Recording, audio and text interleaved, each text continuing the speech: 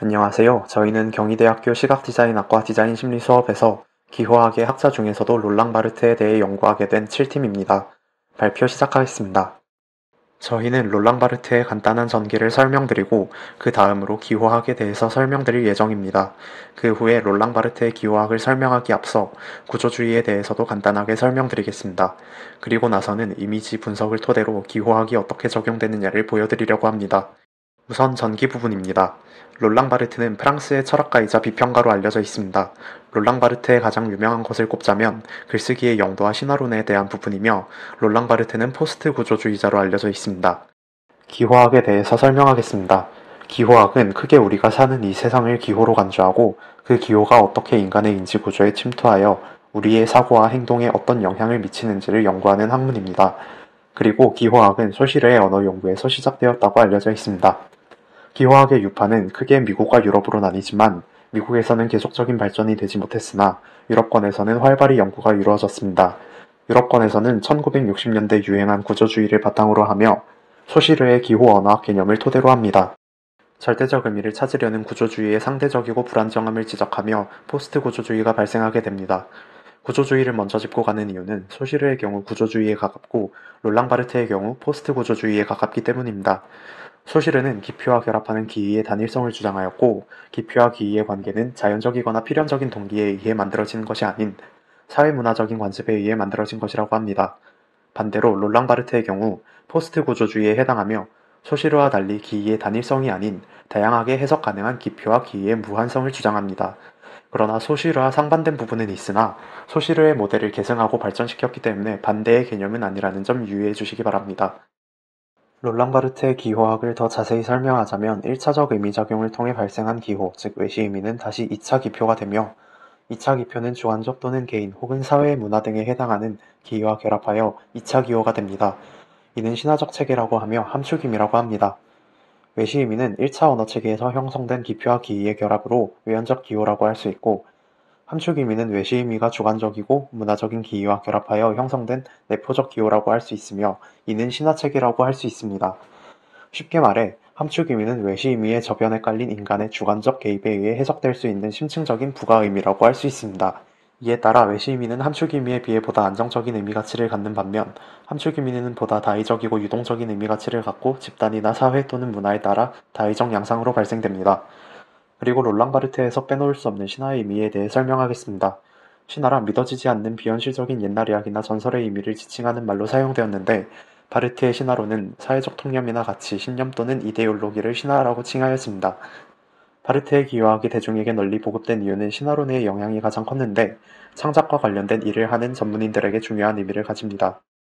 그리고 롤랑 바르트의 기호학을 토대로 이미지사를 분석을 설명해 드리겠습니다. 우선 로고 파트입니다. 1차 의미에서 핀터레스트는 벽에 물건을 고정하는 핀과 관심사를 뜻하는 인터레스트의 합성어입니다. 피의 모양이 핀의 모양으로 설계되었고, 색채는 빨간색의 색채가 사용됨을 확인할 수 있었습니다. 외심의에서 더 나아가 2차적 체계로 분석해보면, 피닛이라는 핀터레스트의 주요 기능과 상응하는 로고는 핀의 모양을 가지고 있어 로고만으로도 핀터레스트의 주요 기능을 보여주고, 색채를 통해 핀터레스트의 다이나믹함을 설명합니다. 이러한 의미들이 모여 신화적 의미로는, 핀터레스트란 온라인의 정보과잉 환경에서 이용자들이 미술관의 큐레이터처럼 양질의 콘텐츠를 선별하여 원하는 이미지와 영상 중심의 콘텐츠를 셀렉하고 본인의 보드를 형성하는 핀터레스트의 가치인식을 심어줍니다. 그리고 구글의 경우에는 구글이라는 자체 텍스트가 로고로 사용되어 파란색, 빨간색, 노란색의 원색과 초록색이라는 혼합색이 사용됩니다. 1차적으로 해석할 때 원색 가운데 L만 혼합색으로 사용되어 있다는 점을 파악할 수 있고, 구글 자체는 구글이라는 뜻에서 왔음을 파악할 수 있었습니다. 그리고 2차적 체계로 들어갔을 때 구글은 엄청난 규모의 검색 엔진이며 친숙한 로고의 형태를 고수하며 단순성과 이해 기울어짐으로 위트를 보여줍니다. 그리고 초록색의 사용은 규칙을 깨는 방식을 설명하여 구글의 특성을 반영합니다.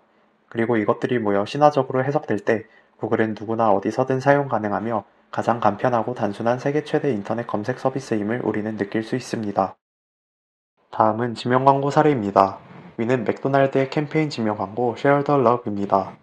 포스터 속의 노랑 색상은 맥도날드의 시그니처 색상을, 상단의 화려한 타투의 손과 다양한 액세서리를 한 손은 트렌디하고 패셔너블한 다양한 사람들과 맥도날드의 로고를, 하단의 감자튀김은 대표적인 패스트푸드 음식을 의미합니다. 이 1차 기호가 다시 2차 기호의 기표가 되어 이는 맥도날드를 사랑하는 다양한 사람들을 의미합니다.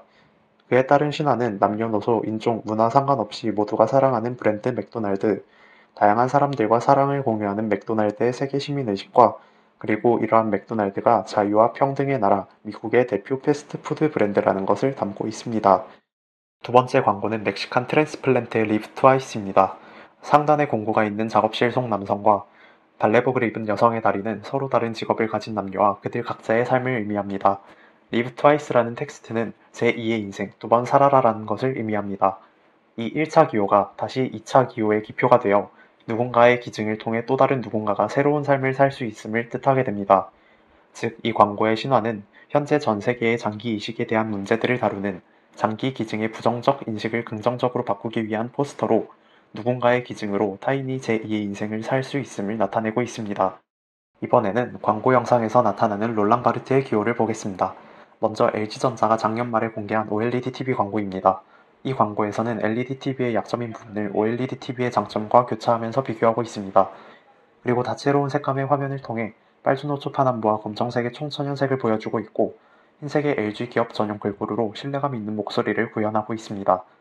이러한 1차적인 외시 의미들의 2차적인 함축 의미를 생각해보면 화면 구성과 컬러를 통해 OLED TV의 화질이 뛰어나다는 점을 강조하고 타이포그래피로는 광고의 텍스트에 신뢰감을 부여하고 있습니다. 결국 이 광고에서 나타나는 신화는 신뢰할 수 있는 LG의 OLED 기술력인 것입니다. 그리고 조금 덧붙이면 이 광고가 유명해진 이유는 삼성의 QLED TV를 저격한 것이 아니냐고 해서 유명해진 것인데요. 나레이터가 질문을 던질 때 Q, LED TV는 왜 두꺼운가요? 이런 식으로 얘기를 한다는 점에서 삼성의 QLED를 저격한 것으로 볼 수 있을 것 같은데 이 또한 어쩌면 광고의 신화에 포함될 수 있을 것 같습니다. 두 번째 광고는 가장 최근 애플에서 선보인 아이폰 11의 광고입니다. 이 광고에서는 다양한 장면들을 통해 일상 속에서 아이폰이 다이나믹한 상황에 대처하는 모습을 보여주고 있습니다. 그리고 주로 사용된 사물이나 조명이 난색 계열인데 주황 혹은 붉은색의 색채를 의도한 것이라고 볼 수 있겠고 텍스트는 명료한 흰색의 산스리프체로 쓰여서 객관성과 신뢰성을 더하고 있습니다.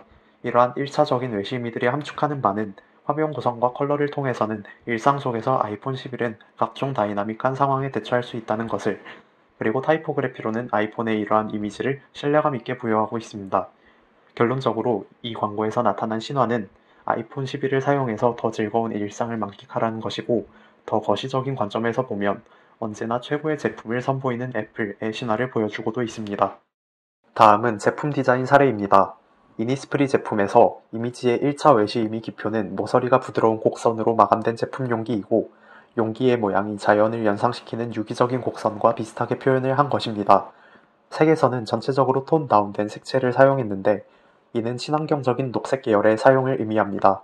텍스트에서는 이니스프리를 세련된 세리프체로 표현하고 있고 이니스프리의 의미는 윌리엄 버틀러 예이츠의 시에 나오는 섬 이름에서 따온 것입니다. 2차 함축 의미에서 기인은 자연의 혜택을 담은 친환경 디자인, 차분함, 자연 친화적입니다. 또한 청정 원료, 친환경 용기를 의미합니다. 이 제품의 신화는 청정 자연 이미지를 담아내는 디자인과 지속 가능한 친환경적인 디자인입니다. 두 번째 제품은 아이폰입니다. 먼저 이미지의 기표는 곡선과 직선을 결합하여 깔끔하고 간결한 디자인과 대부분 대칭을 이루고 기본 도형을 활용한 것입니다.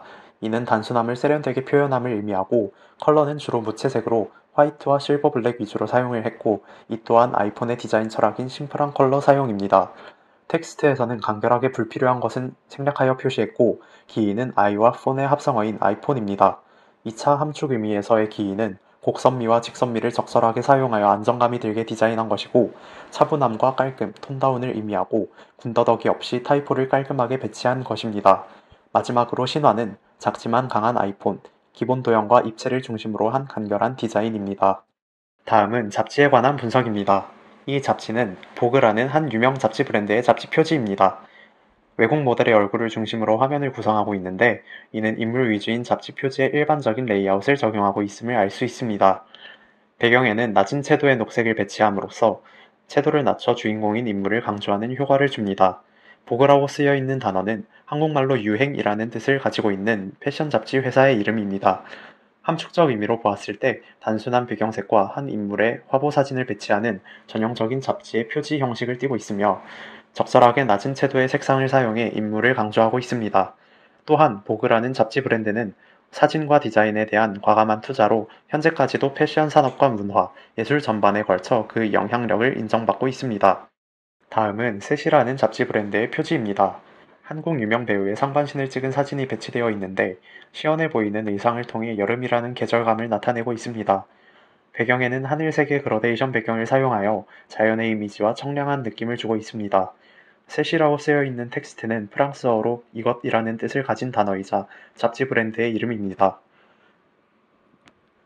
함축적인 의미에서 봤을 때 하늘을 나타내는 듯한 푸른 색상의 배경과 인물의 의상을 통해 여름의 이미지를 표현하고 있으며 셋시는 매월 10만 부 이상 발행되었던 대한민국 대표 패션 매거진입니다. 지금까지 롤랑바르트의 기호학을 조사한 7팀이었습니다. 감사합니다.